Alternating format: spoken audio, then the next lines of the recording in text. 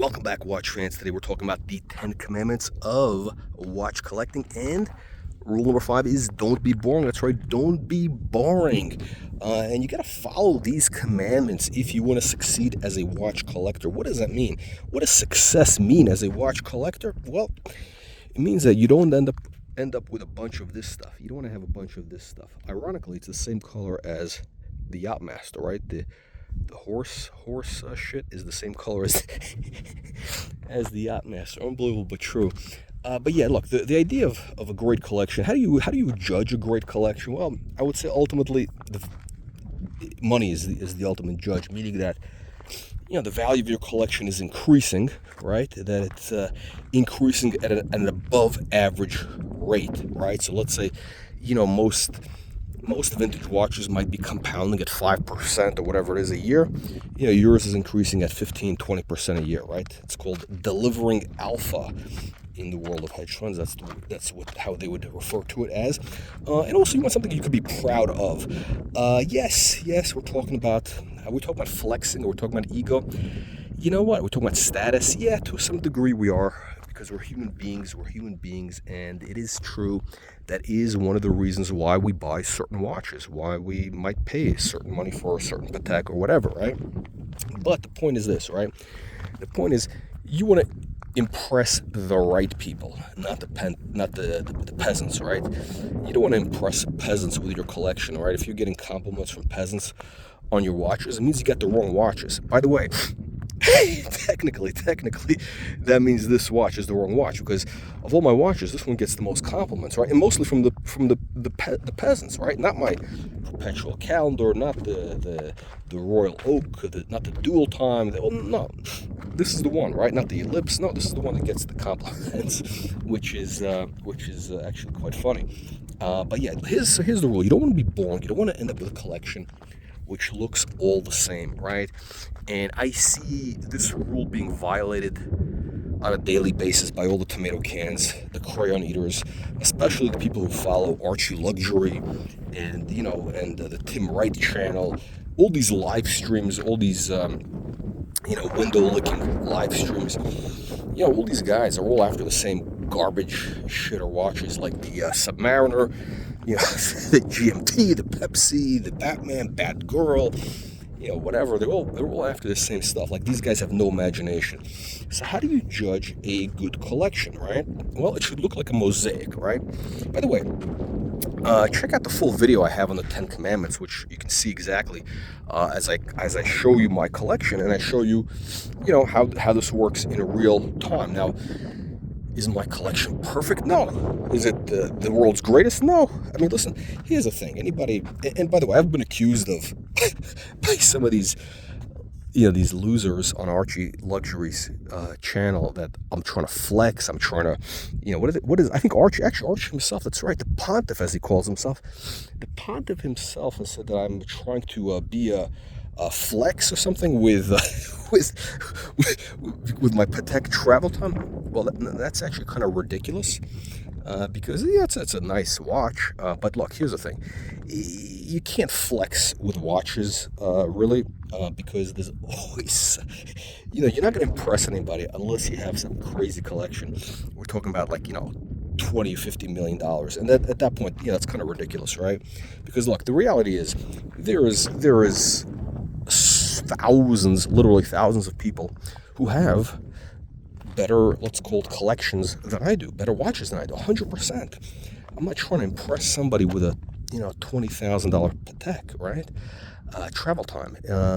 Most people are not going to understand what the travel time is for quite a while, although I do believe it's one of the best watches for people to be, I don't want to use the word investing, but yeah, it's one of the best values, and a great, I think it's going to be one that is going to significantly increase, over time. It's kind of a connoisseur's watch, right?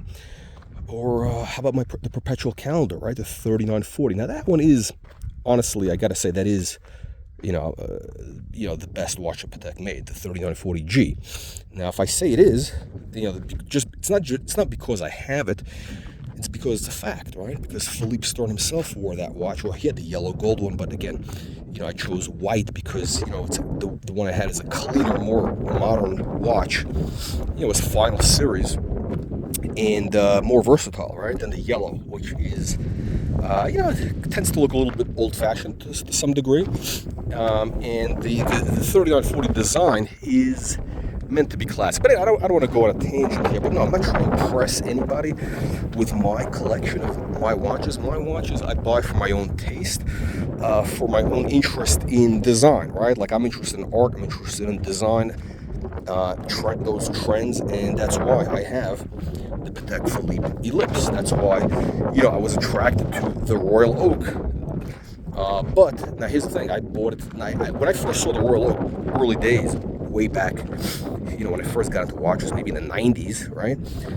They had most of the Royal Oaks that I saw had the original dial, which had that kind of the gray tapisserie, which I hated, the gray with the steel. Actually, I think gray dials are terrible on watches generally, and the gray really was not a great look, and I think that's probably why the watch took a while for them to get going.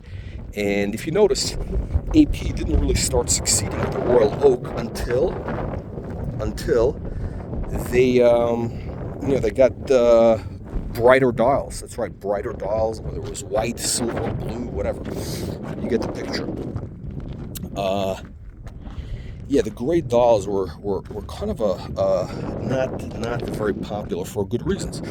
Today, of course, all the tomato cans are buying them. But look, the point of not being boring is you don't want to have, again, back to the thing, you don't have one of these collections where it's all the same watches. Again, if you look at the people who send the pictures to Archie Luxury, they all got 5 of the same Submariner, five GMTs. Their collection of 10 watches is 4 Submariners in steel in different dials, and 3 GMTs and maybe, a Daytona, right?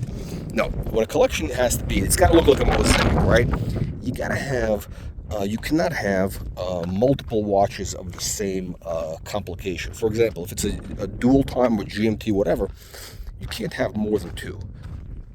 All right, and if you do have 2, they got to be very different. You also need to have a mix of metals. You can't be boring and have just basic white metal, basic steel or white gold. It's very boring, right? And you can't do the thing with all yellow gold. I haven't seen that yet. I've usually seen just all steel, just all sports. Again, you can't have all sports and you can't have all dress watches. You gotta have a mix. You can't be boring. You gotta have different case shapes, different case sizes, right? Like the Ellipse, right? Now, I have two Ellipse watches in my collection. They're very different eras, different materials, slightly different designs, and they're not the basic Ellipse. That's right, they're not the basic one. One is the horizontal one. The other one is kind of I don't even know what to call it. It's got like a funky case. It's a very funky 70s watch. I would call it almost ugly. It's got a beautiful blue sunburst dial, but that look is, it's a funky look. It's a funky 70s look that's coming back into fashion. Now, here's the thing, right? And by the way, again, back to the Archie. I keep using Archie Luxury as the example because this is a guy who's, a lot of people follow this guy and they take advice from him, and he's leading them in the wrong path because he's a knucklehead. He doesn't know anything. He's not a watch expert. He's read a lot of stuff, but he doesn't have any taste. And he says, oh, the Ellipse is too small. Oh, the 3940, the Perpetual is too small. Oh, they're no good. Well, yeah. Okay, so Philippe Starn, that's right, Philippe Starn, who ran Patek Philippe, he wore that watch. It wasn't too small for him, right? Now, who else is talking about the 3940? All of Archie's heroes, John Reardon, all those guys. Who's talking about the Ellipse? Nick Fowkes, Folks, I don't know how you pronounce his name, Fowkes. Again, John Reardon has been pushing it heavy. And who else is into it? There's a guy, I think Justin Haste or whatever, some English guy who actually does pretty good videos on YouTube. He's actually has interesting watches. Justin Haste, I believe, is his name. He got an Ellipse. That guy gets it. So Justin Haste actually understands things. And so everybody's following the Ellipse bandwagon, actually I shouldn't say following, they're jumping on, you can see that the Ellipse prices are rising at auction. You can see what's happening. But, with Archie Luxury, he badmouths the watch. Well, first of all, he can't wear it because he's a big fat slob, and it would look ridiculous on him, right? That watch is made for normal-sized people, right? It was made for normal-sized Europeans, right? Normal-sized Europeans. Not for, big fat Americans. For example, Donald Trump. Now, I love Donald Trump, who is probably the greatest president ever of America. Yeah, that's right. Far better than Washington. Now, he's been pictured in his collection with an ellipse on a yellow gold bracelet. It's like an 80s ellipse, and the blue dial. And it looks terrible on him. It's too small because he's a big guy. He's actually, I don't know about a huge, but he's a big guy, right? He's what is he, 6'4"? He's probably weighs, I don't know, these days he weighs a lot. The watch just, he's got big, meaty hands, right? He eats a lot of those cheeseburgers. The watch looks ridiculous on him. As it would actually on Archie Luxury. So, you can't listen to, it's almost like some fat chick telling a supermodel, hey, giving a supermodel advice on clothes or something. Say, oh, this, like you need to gain more weight or something, right? I mean, come on, this is what, people want to drag you to their level. It's really sad when low-life degenerate scum wants to drag you down to their level, but that is, what you see on the internet, right? So again, you don't want to be boring. You don't want to take advice from the wrong people.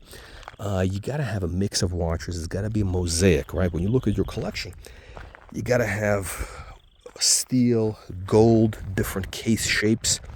You got to have ellipse. You got to have round watches, square, etc., the Royal Oak, whatever it is, right? You got to have just a mixture.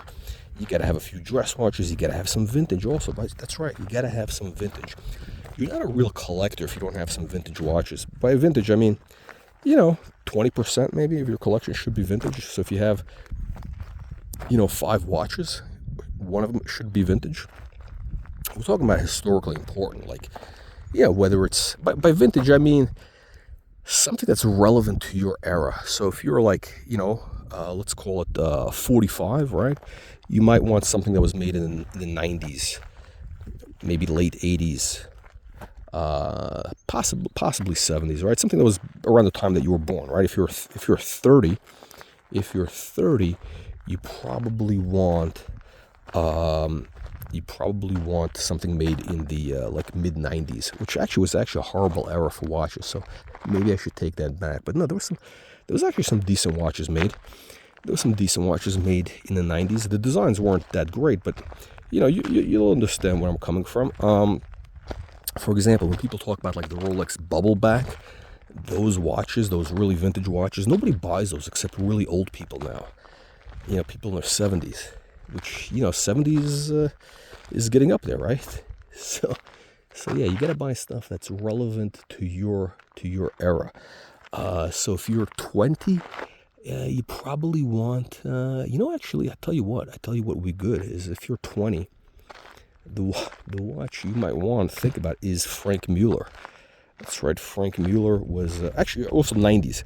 Frank Mueller was a 90s type of watch, and those values are coming back, especially if you get some interesting complications.